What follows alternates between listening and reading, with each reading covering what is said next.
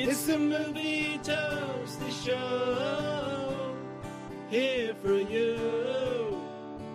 Dennis and Adam joke about orgasms and sweet movie reviews. We talk about TV too, right? I think so. Yeah? Yeah. Yeah, Movie Toast.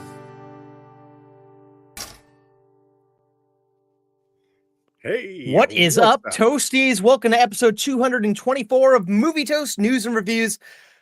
Dennis, how you doing today? I'm not bad. Still can't figure this side of the world out, but I'm still here to deliver a little bit of toast for you. We'll have to see just how well done it is when we get there, but happy to be here. What At about you, least man? it's not your avatar. Yes. You get to see this handsomeness splashed across There your you screen. go. You're welcome. Whew. Oh boy, boner alert. Uh-oh. Oh man. We got a lot to talk about today, man. I'm excited for this show, dude. Especially to talk more about boners. But I guess we should start off by doing our first segment we like to call news. Gather round, folks, it's time for the scoop. Tune your ears in, let's join the loop. All right. What's in the loop, buddy? All right, Hey. man. Up first, a little callback to a movie you reviewed a few months Yes. ago. Pamela Anderson and her sons are producing a series based on her 1996 comic book adaptation, Barbed Wire. The series will follow a nail-hard, tough Barbara Kopesky, aka Barbed Wire, the badass bounty hunter on the mean streets of Steel Harbor, armed with her arsenal, motorcycle, and an attitude that just won't quit. Barb is willing to right any wrong in Steel Harbor if the price is right. Dennis, you recently watched and reviewed this movie. How do you feel about this being a series? I feel like it might have been a year back now. You'd have to dig back through the archives. God, man, that episode. time flies. I really like that movie. Actually, it's a gem in its own right. I get why you'd want to attempt bringing it back because it has its own cult following, not just for the apparent reasons, but it's a really fun schlocky ride to go on. I don't know. I could see it. I mean, we used to have a lot more television like this. True. In the days of Renegade and oh god, what was La Femme Nikita? You had all these kind of sexy, edgy, the bounty hunters and the gumshoes and the whatever the fuck, there was all sorts of stuff like that. It makes sense that you start bringing that stuff back, have it come full circle, and I think if you get the original character to help tell the story, why not? Yeah, and it's unclear whether she'll make some type of cameo, but I'm just intrigued to see because I imagine watching a 1996 movie like this, it's kind of frozen in time. So I'm wondering if they're going to go back and make it feel like that, or if it's more modern.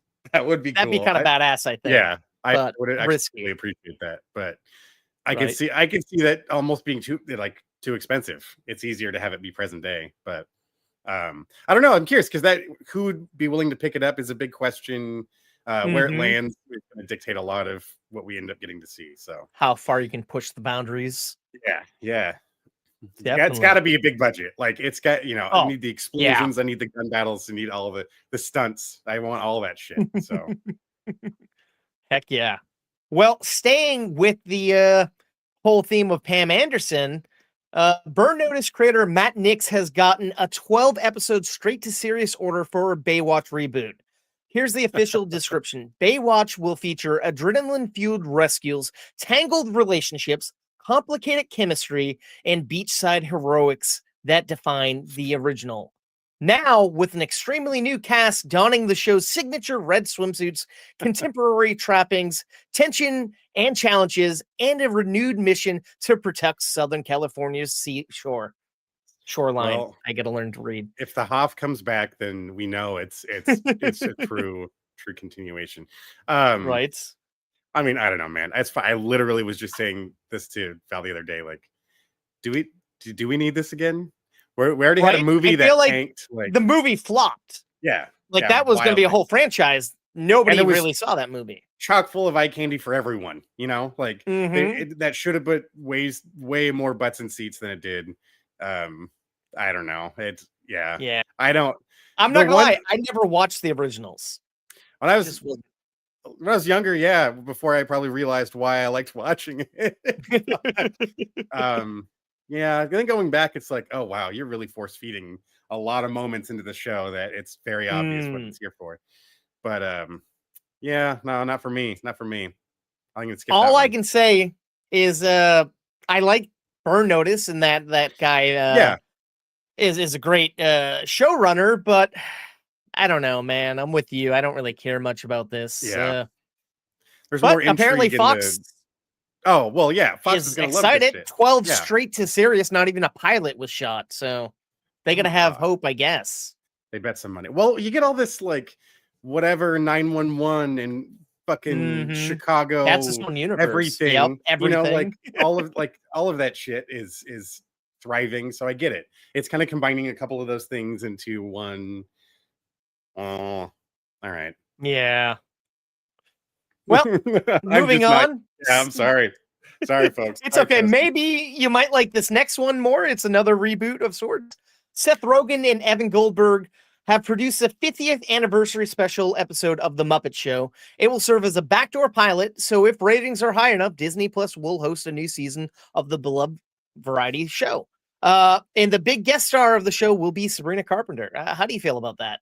Kind of hilarious. I just love that random mix of like, especially I feel like the original show, it was meant for the whole family, not just kids. The humor was varied all over the place, and the guest stars like Sabrina Carpenter being in a Muppet Show. But I don't know. I love it. I'm here for that. Yeah. It's fun. No to Baywatch. Yes to the Muppet Show. Although I'm with you. It is kind of hard to be excited given what Disney ABC just did to media. Yeah. You know, like at least they started buying back into it and took back the stupid decision they made. But I don't know. It's a funny time we're in right now. So the Muppets would be a nice comfort, I will say. It's interesting because we've had a lot of iterations of the Muppets. We had Jason Segel reviving them, and then Tina Fey had her movie with the Muppets, and then they had like the Muppets version of the Larry Sanders Show that floundered, which seemed pretty cool. Oh my God, but that's right. I guess going back to the core of the Muppet Show, a variety show, I mean, seems like a simple slam dunk for everyone. And Seth Rogen, of course, understands this type of stuff. Sure, he does stoner comedies and adult-oriented shows like The Boys and whatnot, but we got to remember he also made a fantastic Teenage Mutant Ninja Turtle movie. So I don't know. And just won an Emmy for a bazillion Emmys, I think. So so it's like the guy knows you can't knock him. The guy knows his business. He knows how to tell a good story. So I definitely here for that. For sure. All right. Well, moving on, staying in the realm of Disney Plus. Ahead of its second season, Disney Plus has renewed Daredevil Born Again for a third season. Have you started the reboot yet? Or no, are you I have not. Behind? I'm still behind in that one, unfortunately. I do want to check it out. I saw Charlie Cox was here at LA Comic-Con. All three. Him, Jessica Jones, and I want to say another. Was it Vincent John D'Onofrio was there too? Vincent. Okay. Yep. Heck yeah. Yeah. We'll have to. And it's funny because try to hit it next year, but the past couple of months, like Charlie Cox is like, it definitively this is the end. But Vincent has been like, no, we're in conversations for more. And now, of course, it's all coming out. I guess you got to have your star say there's no more until the official announcement. But D'Onofrio doesn't give a fuck, which is kind of fun. I will say, he's got, exactly. You got to own that material. That's right. You got to answer to him. He'll crack your skull open. I will say the first half of the season was kind of iffy, and then it got better. And I feel like as season 2 goes, bringing in more defenders and whatnot, adding to the lore could be great. So I'm excited for this. I think it should be fun. Oh, yeah. Yeah. Nice, man. All right. Yeah. I'll have to catch up to you. I don't think you'll be let down. And I don't even know when the next season comes out. Probably sometime next year, probably March, April, I'm thinking. So you got time. Anywho, Sweet. Rumor has it that after Furiosa flopped at the box office, George Miller is not continuing the Mad Max franchise on the big screen. But it looks like he's planning on developing a series called Mad Max The Wasteland, which was initially going to be a movie, but now he's going to stretch it out. And it's going to be about Max building himself up as a new interceptor by doing jobs for people all around the wasteland in exchange for car parts. Oh, yeah. Oh, my God. Yes. So actually, that's kind of the plot of the game. There are a good chunk of the story there, which is great. I love that because that game is fantastic, and it's not a movie game. Like, it's not straight based on a movie either, which is nice. So, anyways, I'm setting that aside. Yes, because I want more. Like, I want the story drawn out more. I enjoyed Furiosa, and I loved the world of Mad Max. Twice in theaters. It was great. It still plays well again. I that's one I like throwing on sometimes. I'm in love with that world. And I'm glad he's not done with it yet. But a series, I think, that could end up being the better way to go. You know, you can spend more time. Yep. I mean, look at how much we're enjoying Fallout and Twisted Metal, both post-apocalyptic series that are larger than life. This is right up my alley as well. So bring it on, man. Now, my question is, do you bring Tom Hardy back? Will he do a series, or do we get to recast Max for a third outing? I would be fine if they recast it. I mean, it'd be great if he stuck around. That would be cool if they got that to work out. But if not, I don't see any harm in bringing another Max in. It's like James Bond, you know? It's like these are the tales of Mad Max, you know? And I suppose it makes sense because in Furiosa, it wasn't Charlize. So I suppose. Exactly. But I think they might have did a de-age. I don't know. It doesn't matter. Either way, I'm excited for this because George Miller thrives doing this in Babe, so maybe we'll get a Babe series after this or crossover. That'd be fun. With Corky making a cameo appearance. Yeah, is that what it was? The other pig movie? I don't remember. Probably. I wouldn't be shocked. I don't remember another pig movie because there's only one in my heart. That'll do, pig. That'll do. All right. Speaking of animals, Netflix was developing a spinoff of The Witcher. And it was going to be called The Rats, A Witcher Tale. And it was supposed to follow 6 teenage thieves who must rely on their criminal skills as they plan the biggest heists of their careers against the most dangerous crime ring in the kingdom. But they were filming this back in 2023, and they shut down production after about 2 or 3 episodes. And I guess ahead of the next season, Netflix is going to kind of piece together those episodes into a movie and put that out right before the next season drops. Oh, okay. I feel like that's risky. Yes. It definitely does. I don't know how I feel about that, to be honest. It's like, as we've seen, what happens when things get muddled up like that. And then it's also I want more of The Witcher. No offense to fans of the books and the games and stuff. Sure. But I don't know these characters. I kind of just want to see our main guy here. My thing is, we still haven't got the Hemsworth one yet, have we? Because I feel like there was so much talk for like 3 years ago, and now it's like, why are we still not seeing that yet? Like, what's up with that? No, it's still floating out there. You know, we still haven't got new stuff yet, so I don't know. It's like muddling it down with another story when I'm still want to kind of keep this one going. Don't they also have like an anime film that's kind of in that universe as well? And then I want to say that those do well for their own thing. I think I've heard.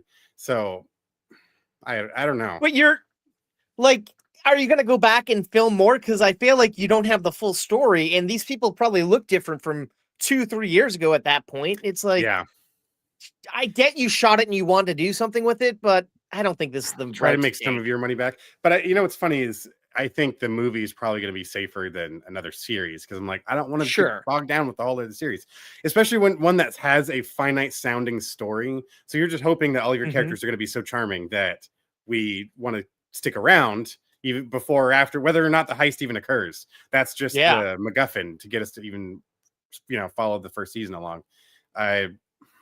Give me more than that. I don't know.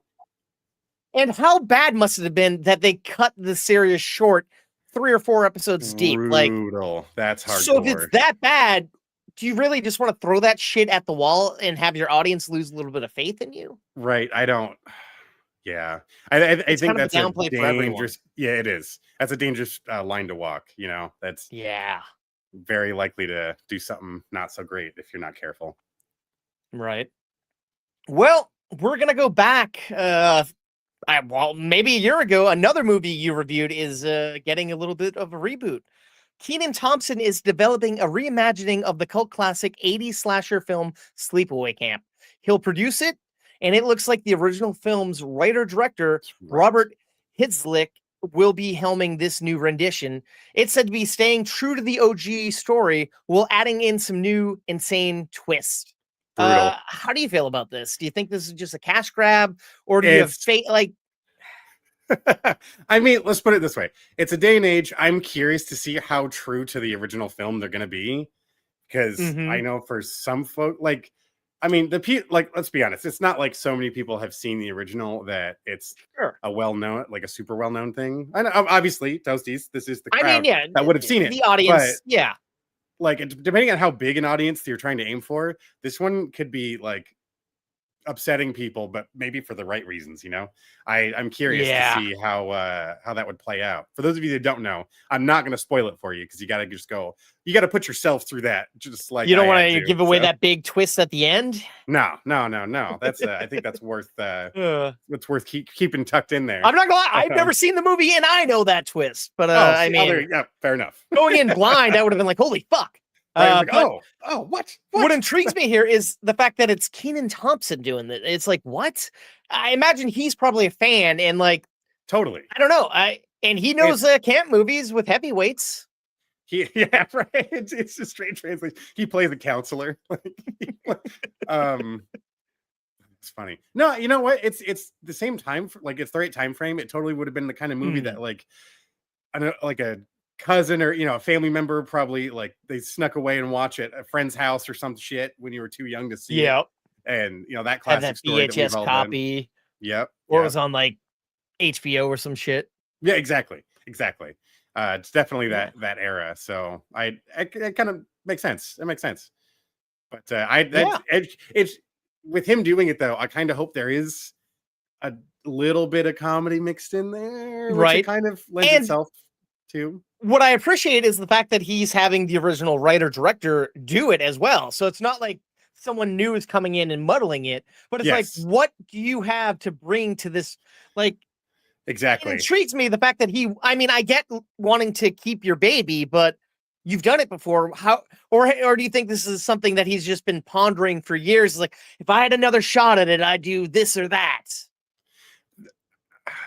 I mean, it's funny because we were just Because, talking about Mad Max and that story kind of getting to George Miller kind of getting to do that with that story. So maybe there's some of that in there. Maybe it's instead of it just being like a remake, there is some spiritual sequel aspect to it.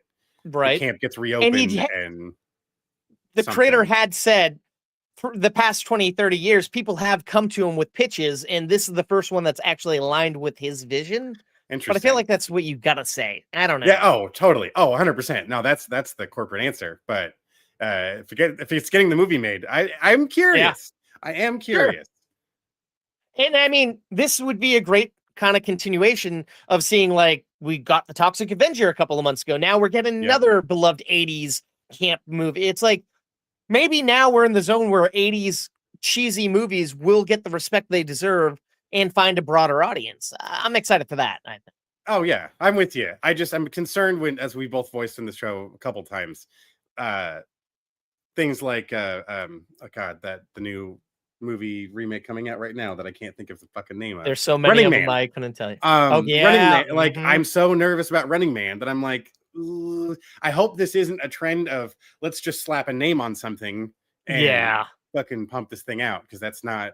I don't want that. I don't. None of I'm us with want you. that.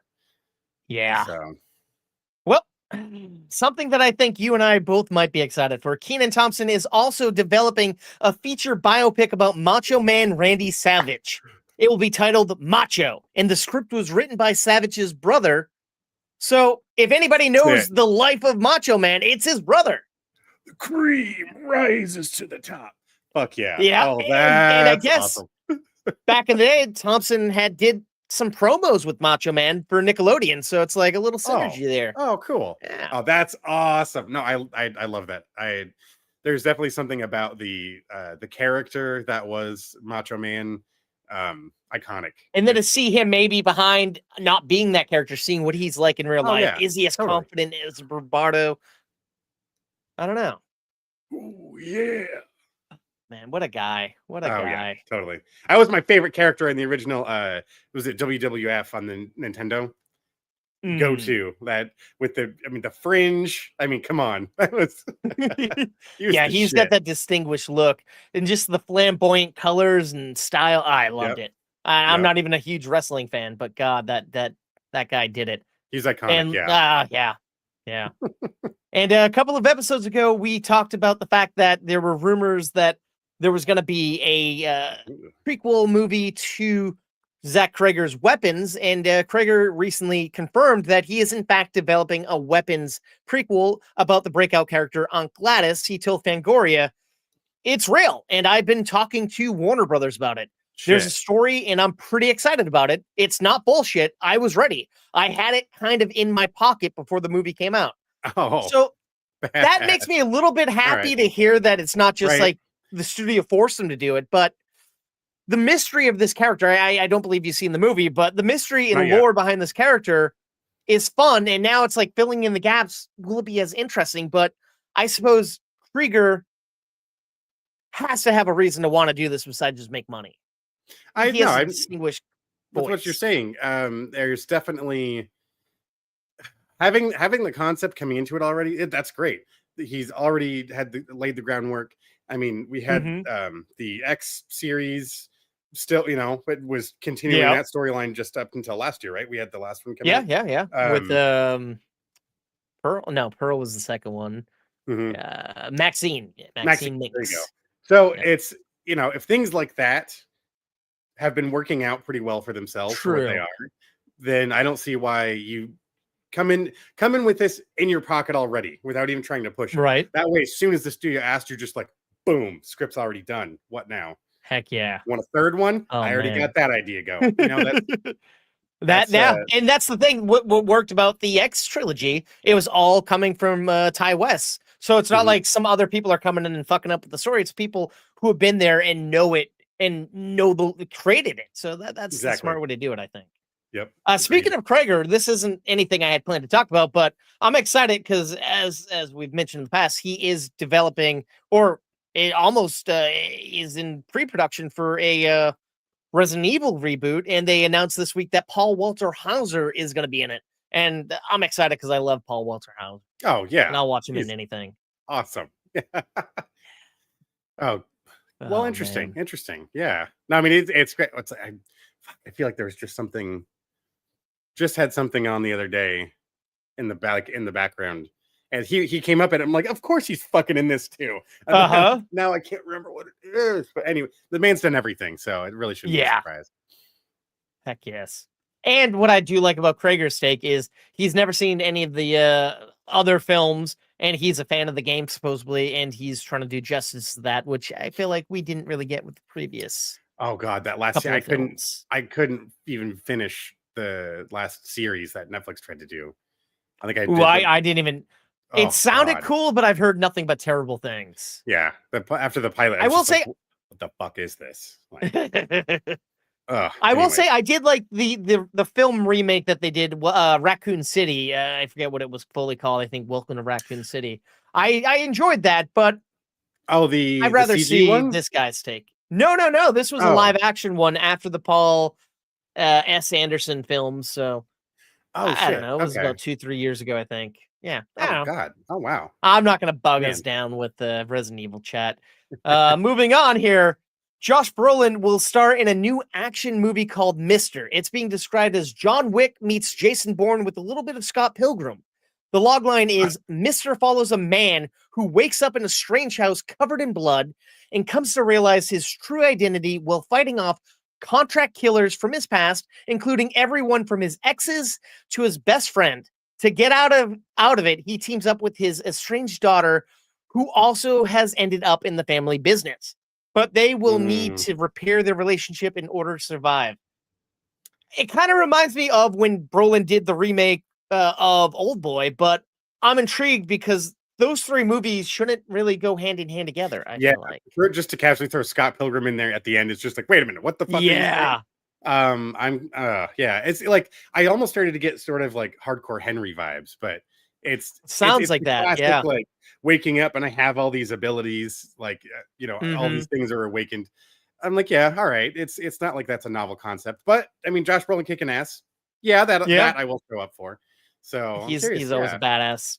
And Oh, I guess it's totally. being directed first time director who I believe was the second AD or stunt coordinator on the last two Mission Impossible movies. So it's someone who understands action, but those movies don't remind me of a Mission Impossible movie, but I'm intrigued to see someone from that world come and do one of these types of movies, I Right. guess. Yeah. Interesting. Okay, I guess we'll just have to wait Yeah. and see. Exactly. Maybe it might happen, maybe it won't, but it sounds like it will. Anywho, Scorsese has finally chosen his next film. He will be adapting a book called What Happens at Night, and it's going to star Jennifer Lawrence and Leo DiCaprio. It follows an American couple who travel to a strange snowy European city to adopt a baby. It's a difficult journey that leaves the wife, who's struggling with cancer, desperately weak, and her husband worries that her illness will prevent the orphanage from releasing their child. On arrival, the couple check into a Carnivis, eerily grand hotel where the bar's always open and the lobby's populated with an enigmatic cast of characters ranging from an ancient flamboyant Chantonese to a debutante businessman to an enigmatic faith healer. I don't know. Nothing seems as it is. Nothing is as it seems in this baffling frozen world. And the more the couple struggles to claim their baby, the less they seem to know about their marriage themselves and life itself. I don't Okay. know. That sounds like there's a lot happening I here, was gonna say any one of those things could have been its own movie. right? All right. That's a lot of Shutter but I Island mean, vibes, maybe. it's I guess it's what we should be expecting from Scorsese. So I don't know. But Little how do you feel about Lawrence and DiCaprio playing a married couple? uh, well, it sounds about on brand for Leonardo Yeah, DiCaprio. sadly. So I guess it shouldn't be surprising. Yeah. I'm just to be honest, Yeah. that's just how the guy rolls. No, I'm So. with you. I'm with you. That's why I'm asking, man. I want to hear that. Yeah, it's the truth. But Oh, it's funny, like there were so many rumors swirling about 8 different projects he's doing, and this was never in the mix. So interesting that he's just honed in on this book. I don't know. So I don't know. I feel like his films are hit or miss lately, and yeah, we'll just have to find out. I think we're getting down to the what do I feel like making anymore era, and which is great because that's sometimes where some of the best shit comes out. So we'll just Yeah, have to see. This could be one of them. nothing This to could be it. lose. Like this could True, this it could be huge. great. Yeah, It's just me reading that log line is just like what the fuck am I saying at this point? you just read the whole book. That was like Yeah, 400 pages, man. Who needs audio when I just randomly will read words incorrectly every 5 seconds? Oh boy. Well, speaking of OG director producer, Jerry Bruckheimer told Variety the following. Yes. We're developing another Top Gun. Hopefully we'll make another F1. We're working on another Pirates. We're working on a lot of different movies that have become successful, and hopefully we can get them all made. What the fuck? I feel like, why is Bruckheimer just leaning on the things that make him money? Like, I feel like he used to take chances and make so many different types of movies. Do you think this is smart or kind of a shit show? I think it's just safe bet movies. Yeah. It just that's where the sure money's going to come from. Or like, well, tell it, is just something basic. Like, well, it's just sequels. Great. Here you go. Here's all your funding. I don't know. I mean, like, it doesn't mean they'll all necessarily They're not all going to happen per se. Oh yeah, or even happen. You're right. But it's also like, I'm with you. There used to be a lot more variety that came from his camp, and it's just not really been the case, I feel, in the last many years. So I'd love to see him do more original work, but I guess you're right. It's just harder to come by. Money. Yeah. Big studios are going to bet big money on things they already know made big money. So till a Top Gun flops, or all these other series, then that's true. It'll keep happening. Yeah, that's gonna then be the wake up call. On episode 223, we were talking about the fact that James Gunn announced that the sequel to Superman will be called Man of Tomorrow, and he recently posted a picture of the title page showing a picture of a human, but primarily focused on the brain, which further fed fans the fuel to believe that Brainiac will be the villain. And he told Entertainment Weekly, listen, of course I wasn't unaware that when I posted the cover of the script that there was going to be discussion around the particular topic, but I think we'll hold off from now. What exactly is happening? It's like, why does James Gunn think he has to toy with the audience? Like, what does he have to gain from that, do you think? I don't know. It's exactly what you said. It's just toying with the audience. Keeping the hype train alive and fucking pumping.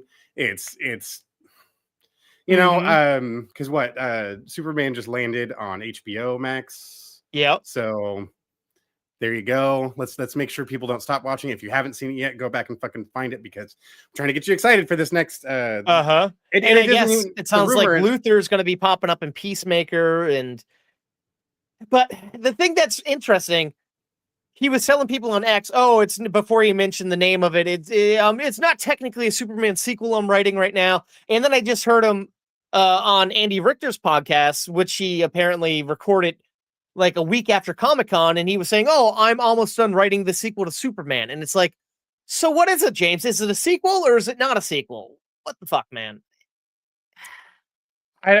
It's this right here. This is his game. It's getting us to have this conversation. That's true. Talking about it. Yep. And that is going to be the trick right there. So I think we're all just kind of buying into the James Gunn juice. Not that it's a bad thing. It's true. I mean, the man knows what he's doing. Proven entity. Exactly. And it's interesting because a couple of months ago, we got a similar tweet from Matt Reeves with the Batman Part 2 cover page. Do you think this is going to be a thing moving forward with DC posting the title page of their upcoming films? That could be. It seems like more of a James Gunn thing to me. Fair enough. Yeah.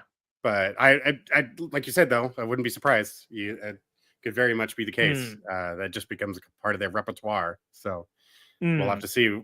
We'll see more of that trickles out with the rest of the DC properties. But Fair enough. You know, I feel like it's you do that too much, you start buying into the thing you said, the team you said you weren't. Now you're just doing the same thing Marvel does. So yeah, it'll be an interesting battle to see how all that plays out. Now, question: now that it is on Max, do you think you'll get around to Superman, or are you? Oh, for sure. Really yeah. No, definitely. It's just the fact that it's the length of the movie that it is kind of what kept me from doing it. But no, I will say it moves kind of quick. I would love to hear your take on it. Like, I'm thinking about rewatching it, but nice. I still gotta get to Peacemaker. So, I will definitely I will definitely get around to it and let you toasties know what I think of it. Woo. Fuck yeah. Well, staying in the realm of superhero films, Sam Raimi has been in discussion with Marvel to direct another MCU film. However, the rumor is that it won't be another Doctor Strange movie. Some believe he's going to get the chance to make his fourth Spider-Man movie starring Tobey Maguire, and others believe it's a Midnight Suns movie. I ask you, what do you think? Do you want to see more Sam Raimi in the MCU? Did you see Multiverse of Madness? I liked Multiverse of Madness. I liked his contribution to the Marvel world. It's still some of the best. Still some of the best of the live action Spider-Man movies. A fourth Tobey Maguire Spider-Man would be kind of badass. There was always meant to be one, and we unfortunately didn't get it. But Midnight Suns would go so fucking hard. If they really did, if they did like an R-rated Midnight Suns, that would be that would be fantastic. Awesome. I would 100% be here for that. So I'm now my hoping. pitch. And then we what get if all he of were to them, actually? So yeah. Well, my pitch. What if he was the one to actually finally bring Blade to the big screen, or what if he brought Nick Cage as Ghost Rider into the frame, or like you said, just put it all together with the Midnight Suns? Yeah. No. Who do you think the roster would be? Because normally, it's Wolverine, Ghost Rider, Blade, Doctor Strange. A couple other. There's another mythological character. I can't think of her name now. That's she just carries around a big badass sword. Magic. From Yes. New Mutants. Yes. Yep. Who Anna Taylor-Joy played in that film. There you go. Watch that fucking movie. That. No, I think you hit the heavy hitters. I mean, Doctor Strange, I know, has teamed up with him. If you go like really hard Wolverine, but I don't, But at that point, I want X-Force. I like. Yeah. I kind of like the different teams, but again, I'd just be pumped if we did. Sure. If we got Midnight Suns. So. But do you think Marvel would really allow Raimi to make a hardcore R movie? Like, it's been a while since we got a badass Sam Raimi. Like, I'm going with Drag Me to Hell being good, but that was still a little tame. Like, I'm talking Evil Dead style MCU film. How would you feel about that? I would like that. I think they've already proven with Deadpool Wolverine, they can go pretty hard. They can, and the people will show up. They will make the money. So, oh yeah. And speaking of which, are you going to be checking out Marvel Zombies? Oh yeah. Oh, definitely. I was contemplating doing a review of it today, but I'm like, it's serious. It's not a movie, but it's 4 episodes put together, kind of compiled together. Oh, yeah. Apparently, it was going to be a movie initially, but apparently, because of the rights with Spider-Man, they kind of just made it an animated series. I had to parse. That makes sense. Yeah, I liked that episode of What If, or I think they turned it into it crossed over in a couple episodes of What If. So and this picks up from all those gaps and kind of puts all those characters together, and it was insane. It was great, man. Nice, man. Yeah, no, that is on the list of to watch for sure. Perfect. I would love to hear your take on that as well. Oh yeah. All right. Well, Denis Villeneuve won't be casting his James Bond until he finishes Doom Part 3. Those close to the production say that he's looking for a fresh British face to play the suave spy. Now, none of this is really surprising. The interesting thing here is he's looking for someone in their late 20s or early 30s to play what Fleming called a blunt instrument, the lethal but extremely dull, uninteresting man to whom things happen. And more importantly, whoever it is has to look like he could kill you with his bare hands in a trice from the moment you see him. That has to be readily apparent. And another rumor claims that the film's going to be taking place back when Bond was in the Royal Navy Commander and being recruited to MI6, to perhaps chart his becoming Bond. I don't know. I feel like that would make sense since they're going for someone young. Watch him move up the ranks and become the guy we know and love. Would you like to see that? Yeah, why not? No, I think that'd be pretty cool. I'm here for kind of, not so much the origin story kind of doesn't put it in the right context. Sorry, I'm tripping over my words here. No, you're good. But I think an origin story with this character, which we truly have never seen on screen, would be a fun time. I would definitely watch that. Fair enough. And how do you feel about it being someone who's fairly unknown? I do love your buddy's comment here. Fairly unknown, someone who's just menacing looking. Like, is there anyone you could think of, a British actor in that age range, that would fit the bill? Or do you think they're truly going to go for someone we've never heard of?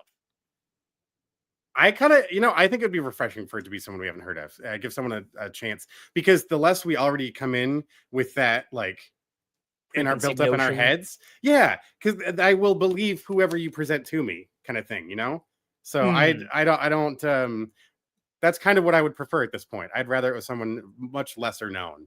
Right. That would be a more fun experience.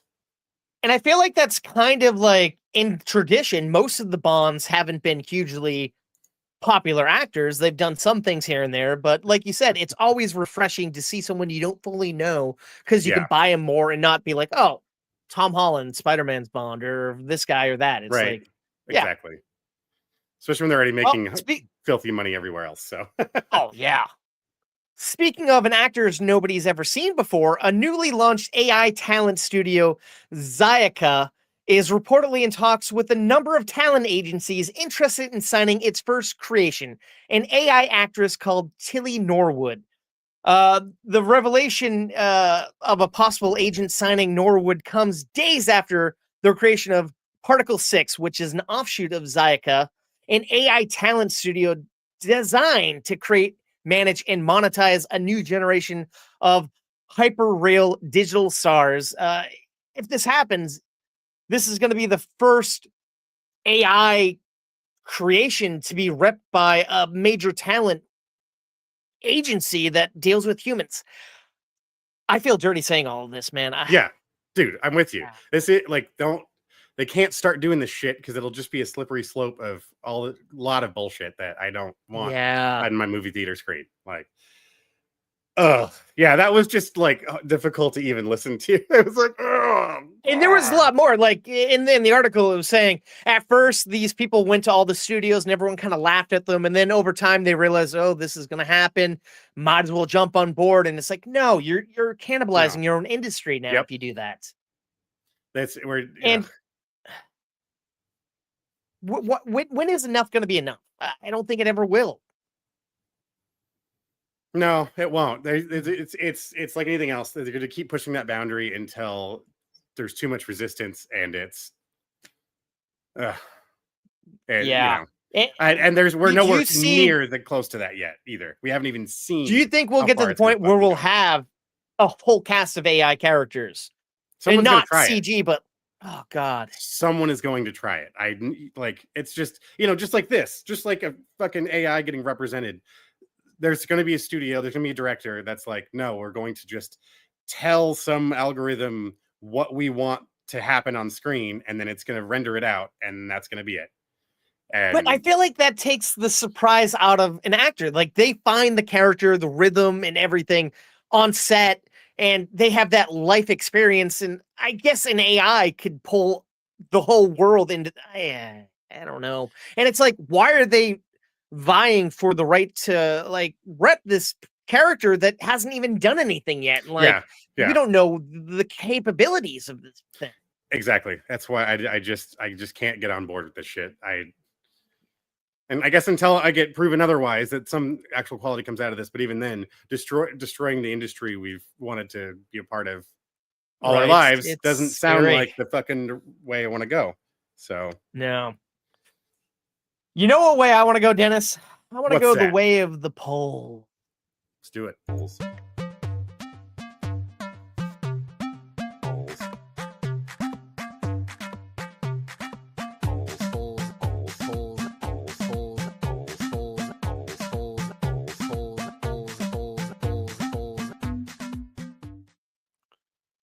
All right. On episode 223, I've reviewed the latest film, The Threesome, which stars Zoe Dutch. And I wanted to know what the Toasty's favorite Zoe film was out of juror number 2, Set It Up, Why Him, and Flower. You've seen some of these movies, or have you seen none of these movies? I think juror number 2 is probably it. Probably the only one? Yeah, fair enough. Yeah, I feel like she's not a huge star, but I like her in all the things. She's been in a lot of stuff though. It's just happened. It just happened to not have seen her as much as you have. So I can't even cast a fair vote in here. But I'm curious what the folks are saying though. Well, what about you? I'm mixed here. Like, I really dug juror number 2. She didn't have too much to do. She just played the pregnant wife, but I guess that was a vital scene role. Set It Up was essentially what revitalized the rom-com genre because it blazed the charts on Netflix when it came out. And that was her and the up-and-coming star known as Glenn Powell. Yeah, so that was kind of a lot. True. Why Him was an interesting movie because she kind of got to star opposite of Bryan Cranston as her dad and what the fuck's his face, who doesn't act anymore, James Franco. And honestly, the movie that gets me here is this little indie movie called Flower that was really interesting and a rich character. But I guess we'll see what the Toasties had to say about this one. What you got for us, Toasties? 0% for Set It Up. No love for the Glenn Powell rom-com, I guess. Early Glenn. By that. Early Glenn. True. 0% for the film I chose, Flower. All right, cool. 50% for juror number 2, and that leaves 50% for Why Him. So I guess the bigger movies. It makes sense. Like, yeah. It was advertised, I'd say, a little more than the previous 3. So I could see that. But at least you got the split. Yeah. You know, they're better than not 100% exactly. Yeah. I keep cutting you off. My apologies, man. I gotta work on that. Oh no, it's all good, dude. All right. Well, also on episode 223, Dennis, you reviewed a badass movie called Sisu. So I wanted to know what the Toasty's favorite movie was that involved heroes kicking some Nazi ass. Out of Raiders of the Lost Ark, Inglourious Bastards, Green Room, and Overlord. Any of these? Oh, dang. And there were so many more. It's hard to choose just 4. Raiders was pretty great. No, but I actually, Inglourious Bastards is technically the better movie, but I have a soft spot for Overlord. It's such a weird. It's the Wolfenstein movie we never got. Pretty much. Basically, it's Wolfenstein. Yeah, that was so weird and fucking cool. That would have to be my choice. I'm kind of with you, but I agree. Raiders is great. Inglourious Bastards, one of my favorite, Tarantino. But for me, it had to be Green Room, a movie where it was just insanity. Like, I don't know. Have you seen Green Room? No, haven't yet. That's the only one of that lineup I hadn't. I highly suggest checking it. It's a phenomenal, crazy, intense movie. And the less you know about it, the better. If it's ever streaming anywhere, I would definitely tell the audience to go and check out Green Room. But like you said, the toasters have spoken. The toasters are us. So the toasties, I meant to say. 33% for Raiders. That's surprising me, but okay. I like that's a good spread though. I do like when everything got something. So nice. Yes. Nice. Good to hear. 33 for Inglourious Bastards. All right. 33 for Green Room and 0% for your choice, Overlord. Yeah. Interesting. I normally put 0 first. Yeah. I don't know how that happened. A little surprise. Keeping us on our toes here. Nice. Well, interesting. I mean, at the end of the day, Nazis are getting their asses kicked. So I'm here for that. All about that shit, Dennis. Yep. But you know what I think the audience might be all about? Doing a little thing we like to call, yes, sir. Lights, camera, action, it's review time. Dennis and Adam, we gon' blow your mind. We're stepping up to the plate, ready to swing. Analyzing movies like a scientist would play. I like how you beat me to that one. I really. I was trying. I wanted to. Yeah, I don't know. No, good. Change it up a bit. I get sick of saying all these stupid things. I don't know if it landed, but I tried. So I liked it, man. I like it. Keep me on my toes here. I'm very excited to hear your review of one of my favorite films of the past couple of years, man. Oh, yes. Want to tell us what you're talking about? I want to get into the spooky season spirit already. So definitely going to be sprinkling a good amount of horror movies coming up here, folks. But I'm going to start this spooky season off with Late Night with the Devil. Yes. Man. Okay. So already, as you know on the show, we are a fan of David Dastmalchian. God damn it. I always get that screwed up. I used to be like that too, man. It takes a while to engrave that pronunciation in David Dastmalchian. Okay. So he plays a late night TV talk show, Jack Delroy, with this it was an up and coming late night show that started to really take off before tragic events occurred in his life, and his show and his personal life have kind of evolved into this dark sort of expression of just trying to go as far as he can and reach as high as he can in the ratings. In this fateful Halloween night broadcast, he's got someone who does seances. He's got someone who's a refuter of ghosts and the paranormal. He's got this girl who's possessed and the doctor who's taking care of her. All these crazy elements in front of a live studio audience. We get the wonderful vocalings of Michael Ironside narrating the openings of the film. I love that guy's voice. He's a great actor too, but just something about hearing him speak is just so fucking good. Especially as a narrator of a crime spirituality doc type thing. I don't know. Yes, totally, 100%. No, you're good, man. As Adam said, this movie did come out a couple years ago. I did catch it on Hulu, and if you haven't seen it yet, by God, you should go check it out. I loved this movie. It was so much fun. I loved, as we were saying, it evolves from like a documentary presentation to you're watching like the raw tapes from the show taping to some other perspectives toward the end of the movie, and then you start to question reality at some points.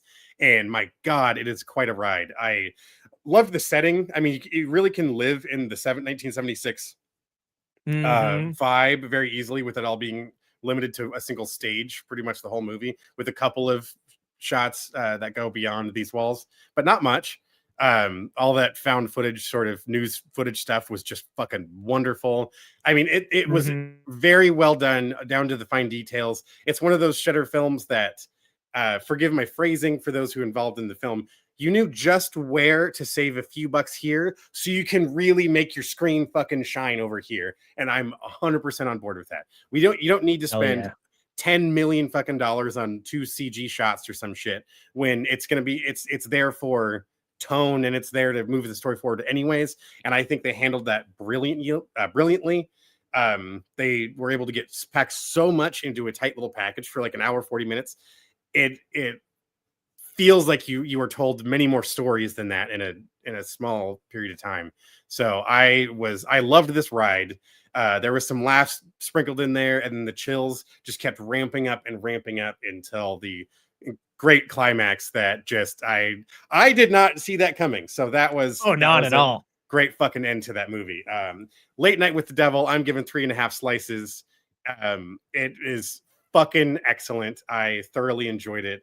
And another feather in David's cap for sure, because that was such a cool character, and he did such a good. I can see him hosting a late night talk show now, which he has. I mean, he kind of has one. That interview series he does on. I catch bits of it on Instagram. A lot of fun. I got to actually like watch the whole thing sometime. But he's a great personality, and I think it translates well in this film. Great fucking job. And it makes you wonder why he's not the lead in more things. Like, he's a fantastic character actor and bit part player or day player. But yeah, after this, I feel like I've seen more of him popping up, but not in the starring role. And he deserves another great vehicle that he can drive. He definitely does. And I will be showing up for that one whenever it comes along.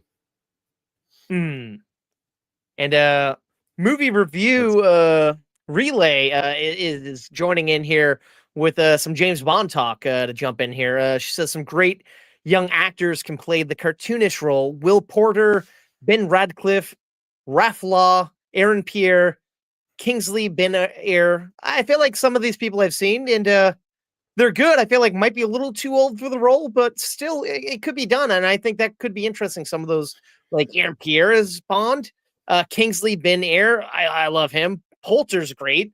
I'm not too sure about Raph Law or Radcliffe, but I'd take a movie review Relay's word on that. Nice. Yeah. Good Rex. Yeah. We'll just have to see what era we're landing into. I'm still definitely that will be. It could be back in the day. It could be modern day. That also intrigues me. All right. So moving on, I have a new movie here, which is a directorial debut by the one and only Scarlett Johansson. I'm speaking of Elanore the Great. All right. So this stars 95-year-old June Squibb in her second leading role in the past 2 years. All right. So it's about a woman who recently lost her best friend who she's lived with for the past 11 years down in Florida. And she decides after that to go move in with her daughter and grandson in New York City.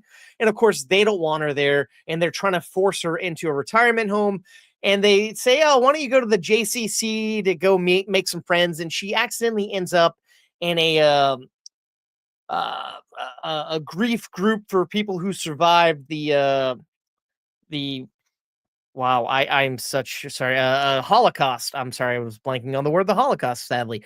And her sharp wit was like, you know what? I don't want to call myself out here. And she just starts telling stories that her roommate had told her before she passed, as if they happened to her. One little white lie. But there was this college student who is a journalism major who then is like, hey, can I pick your brain and can I do a story on you? She's a little hesitant, but the two start hanging out and become fast friends. And the lie snowballs bigger and bigger. And it's like, can she get out of this? And it's interesting because it's a drama, but it's comedy. And June Squibb is just so fucking hilarious and quick-witted. It's like, why did we have to wait 93 years for this woman to get in front of the camera for her first leading role? And why is she 95 and just finding that audience? I want more of this. She was fantastic. And the young journalism student was played by Erin Kellyman. She looked familiar. I don't know from what, but she was great. She held her own with Nice. Squibb. And then Chiwetel Ejiofor is her dad, and he's he's pretty damn good. Now those two are going through something. He is like an anchor man, and his wife recently died, and he never wants to talk about it. And of course, the daughter's a little torn up because her dad's kind of checked out.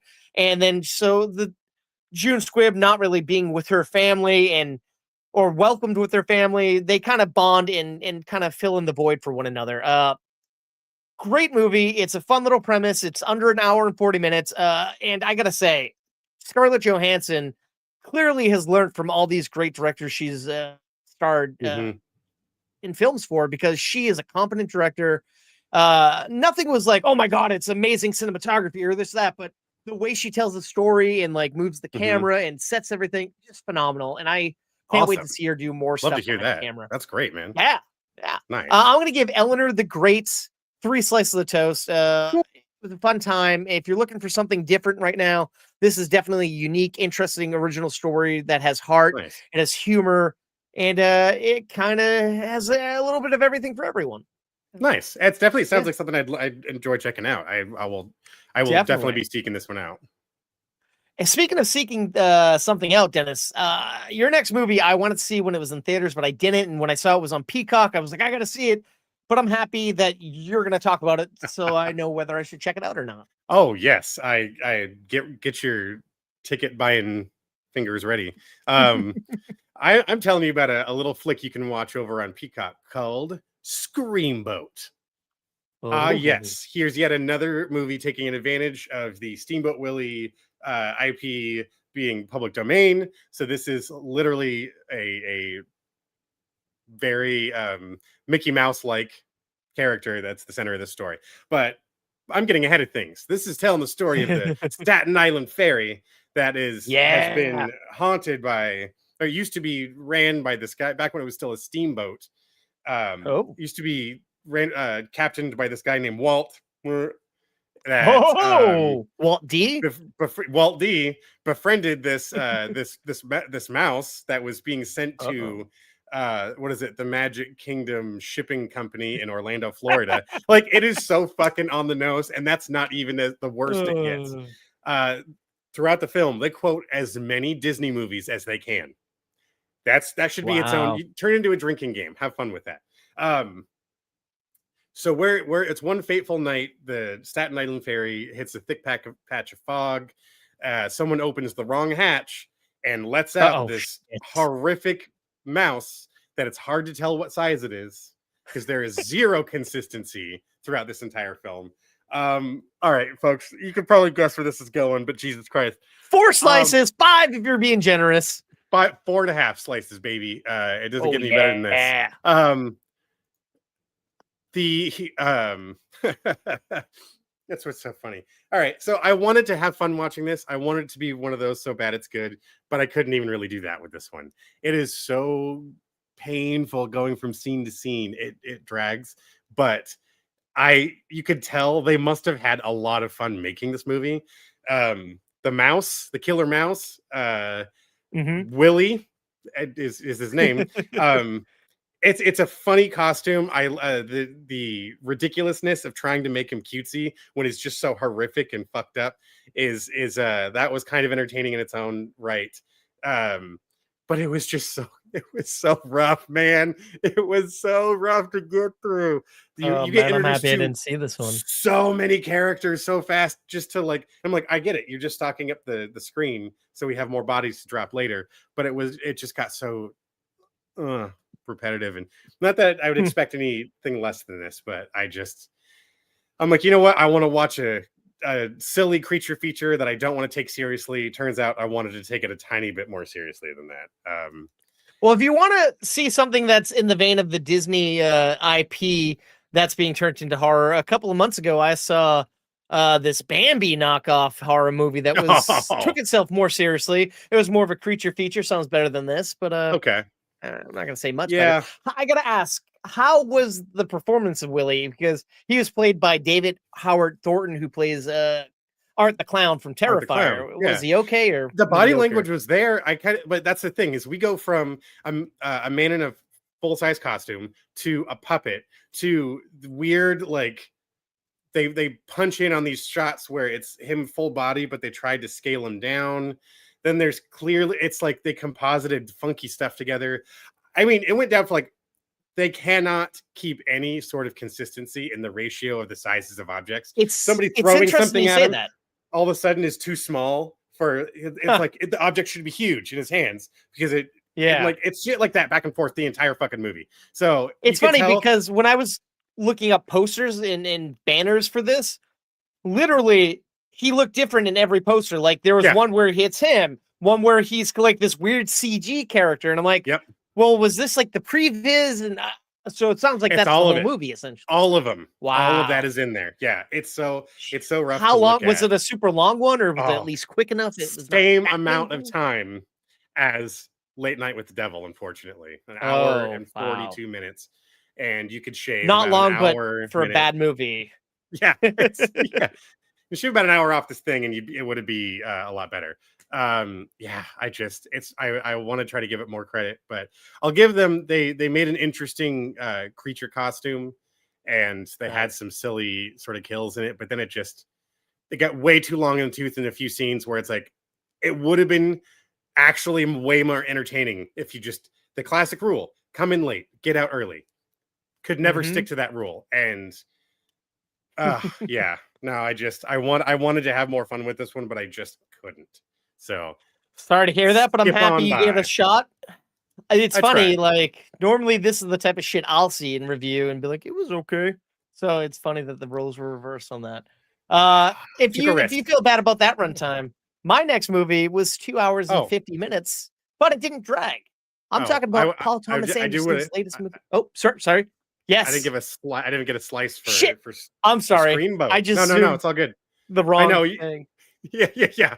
I could be meaner, but I'm not going to. I'll say half a slice. It is. Oh, wow. It's half a slice. I'll give it. I thought you were gonna. I'll give it one slice, but half a slice. That's generosity right there. And that's being yes. I should say 0, but there's just a couple of little elements in the movie that I was like, okay, that was entertaining. So I can't say straight 0, but yeah, it's out. But that's kind of you. Now, do you think that they'll make a second one? Because a lot of these sets up for a sequel. It's built into the plot of the story. In fact, what's funny enough, we had an episode, we had like Workaholics playing in the background the other day, and it was the episode where they were betting on high school football, and the actor who plays Billy Belk, which I think he was in Teen Wolf, the Teen Wolf series or something. Okay. He's in the movie. He's in one scene. You could tell they shot him out in like 2 hours, and that's the setup for the sequel.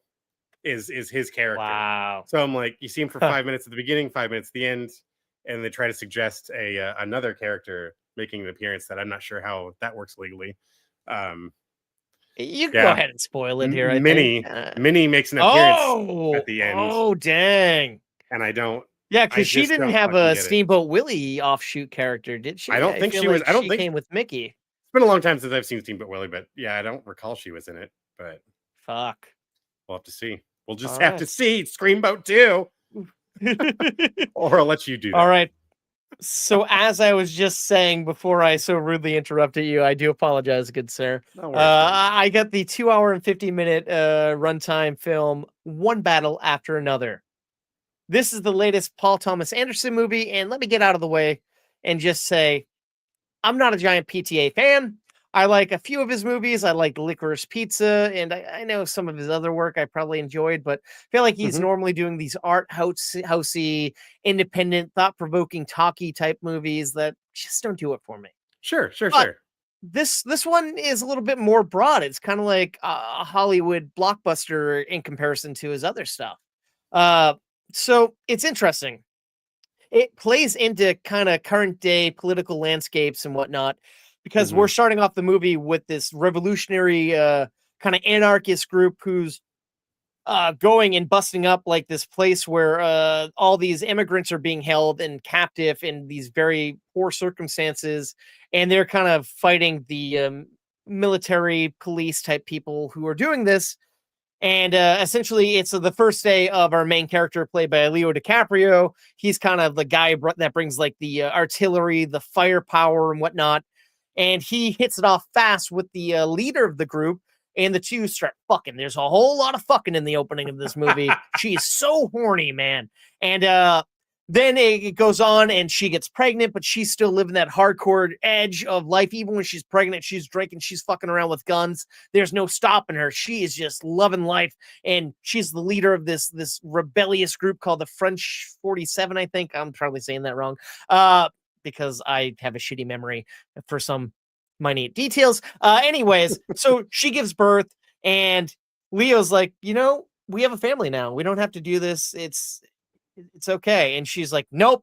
She books it out of there, and she goes off and does the job and gets captured. And then to save her ass, she has to turn her back on all her comrades, and they all got to go on the run. And essentially, Leo takes his baby, gets a new name, and then we cut forward 16 years later. They're kind of living off the grid. Like, his daughter's always been taught that people could be coming after her. She has to learn all these different things. And he is kind of paranoid, and he is just burnt out. Like, he's smoking weed and drinking all the time, and he's just kind of not as sharp as he used to be. And then, sure shit, his enemy, Stephen J. Lockjaw, played by Sean Penn, is on the case, and he's hunting down people of this group again. And of course, now Leo is afraid because his daughter's out in the world and he can't get in contact with her. And then he finds out that she was kidnapped. So it's about finding his daughter and getting revenge. And there's a lot more going on. I'm sorry that's saying a little bit more than I should. But the first part of this movie, super serious. It's kind of like gritty and action packed. And then the second and third act, a little more lighthearted, a little more comedic, but still intense. Like, this movie is brutal. It's insane. Like, the acting all around is just top notch. Like, Tiana Taylor as the wife, she's great. Sean Penn is like chewing up the scenery as this character. He's got these quirks. He's kind of like a puppy dog. Leo is great as this burnt out stoner. Benicio del Toro is just owning it. Regina Hall is a bright star in this, and like the daughter is played by Chase Infinity. She's done some TV shows, but this is her first feature, and she holds her own with these like A-list celebrities, and she's fantastic. The score of this movie is just like pulse pounding, and the cinematography is just like really intense and very like just jolting and like always moving and doing something and like putting you in like the shit. Like, this movie is like just a nonstop roller coaster ride that like takes you when you think it's going to zig, it zags 3 times away from that zig, and you can never predict what's going to happen. The soundtrack is also pretty good. The cinematography, like I said, puts you in the movie. And like, there's one scene at the end that involves like kind of a car chase that is like one of the best scenes I've seen with cars.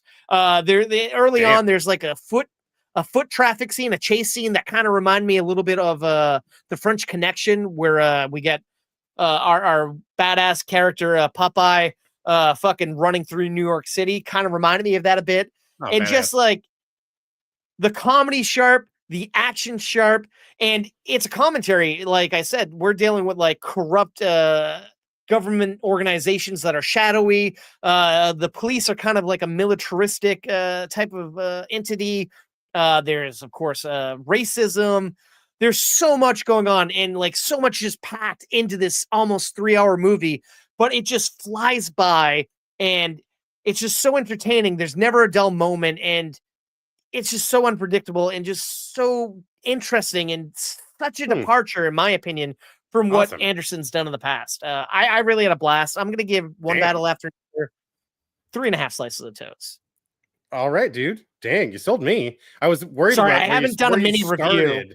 For like your tone from this beginning, I was just like, oh, I was looking forward to this, but you've reassured me, sir. I'm still. Oh, dude, it's still on the list then. I highly, if you can see it, like, I would definitely check it out. I saw it in IMAX, and it was just beautiful, like badass. Yeah, I don't know how to describe it. Like, I was like, I don't know, man. a lot of people love this guy's work. He's a little pretentious for my taste, but I like the cast. And when I saw the trailer, I'm like, this looks good. And then I saw his name attached. I'm like, wait a minute. I don't know, but he pulled it off, man. I hope he does Badass, more dude. movies like this. Yeah, I don't know. Not much more I can Awesome. say about that. No, that's badass, dude. Besides, I'm in. yeah, You got me. definitely. Well, speaking of being in, Dennis, there's a little bit of time for people to get their submissions into the 5th annual Movie Toast the Festival. Can you let Yes. our audience know what this is if they've never heard of it before? Of course, of course. We've done this show 4 years prior. It is available. It is available for viewing over on YouTube. Now, this is a international short film festival, 15 minutes or less, please, of any sort of genre, any kind of story that you're looking to try to tell.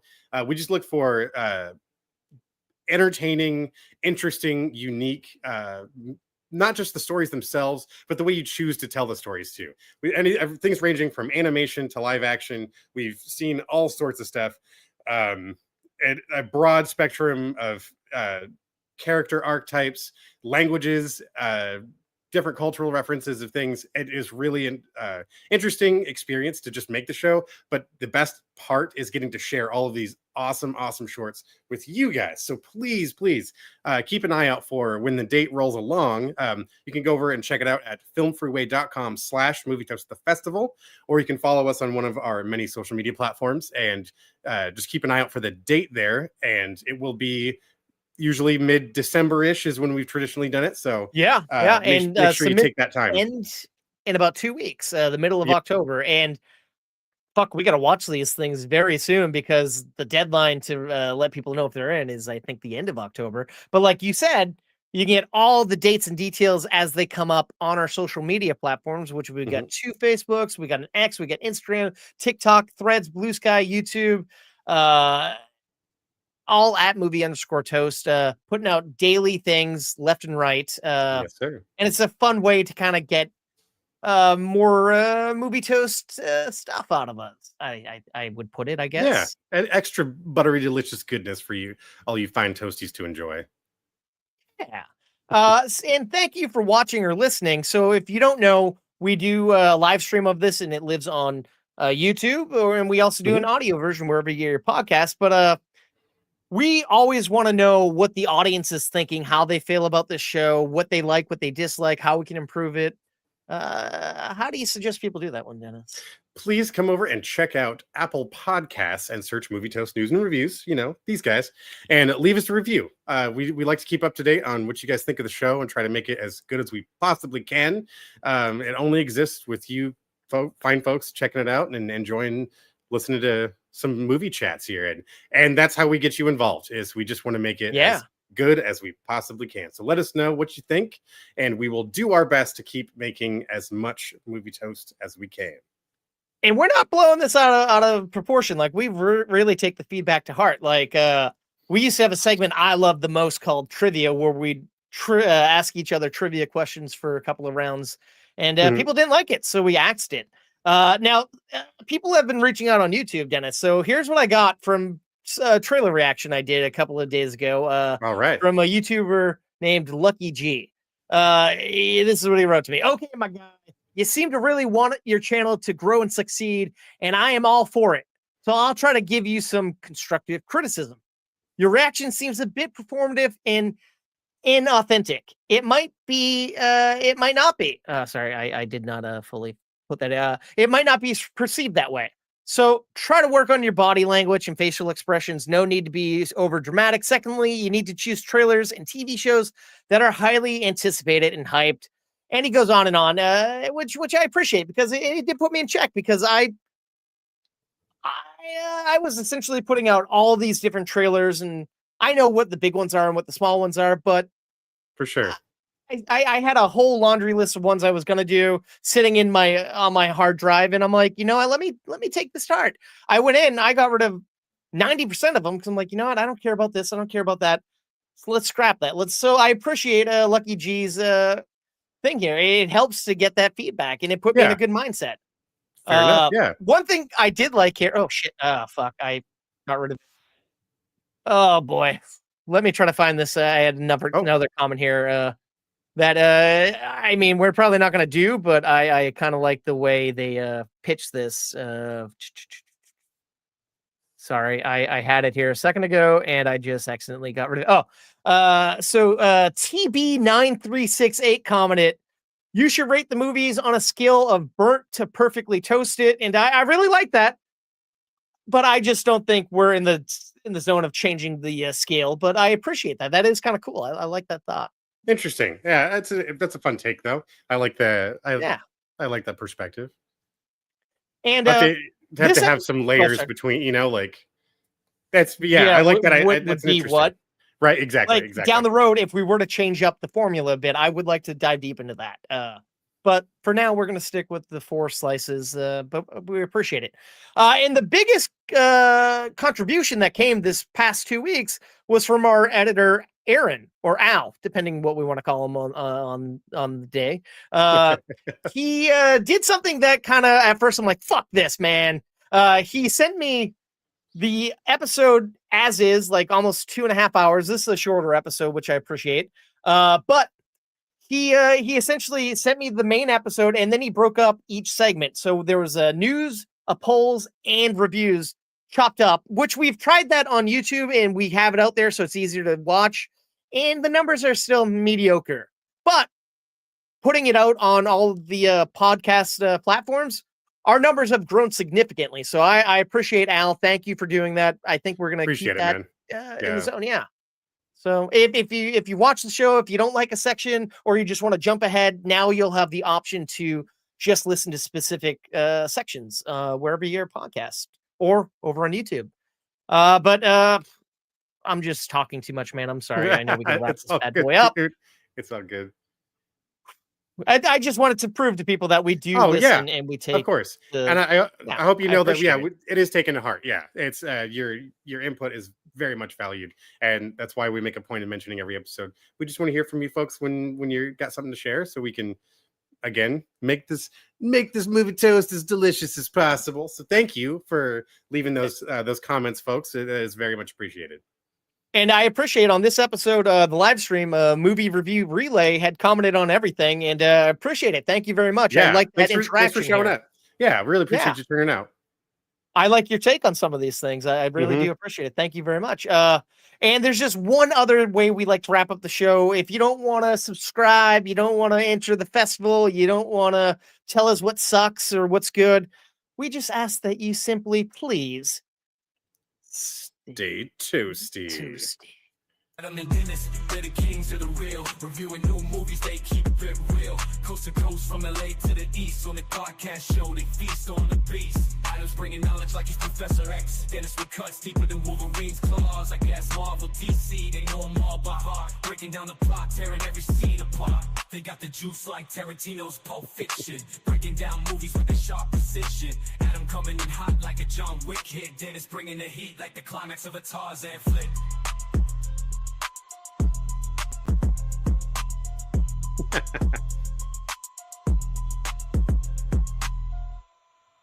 We really do got to get like a video for that.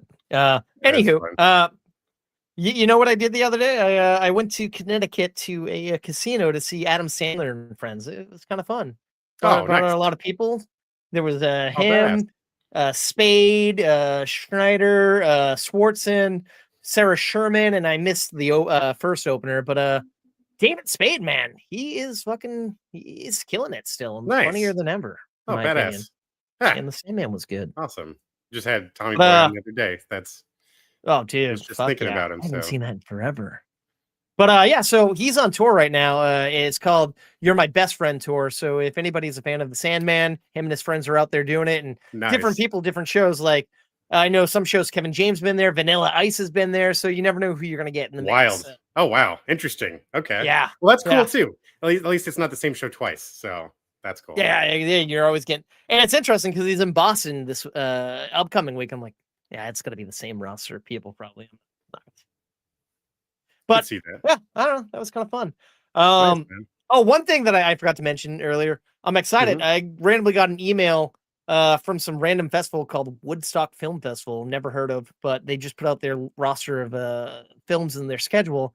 A lot of big, like, upcoming what will probably be awards-driven films they're going to have, and it's happening in the middle of October, and it's just 3 hours away. So I'm going to go check that out, and hopefully, like 2-3 weeks, I'll have some big movies to talk about before they hit theaters in November. Badass, December. dude. Oh, Kind that's of cool. excited. Damn. Yeah. All right. Yeah, I'd love to hear about shit. That'd be cool, man. Yeah. Nice. Good get. Good get. Yeah. Yeah.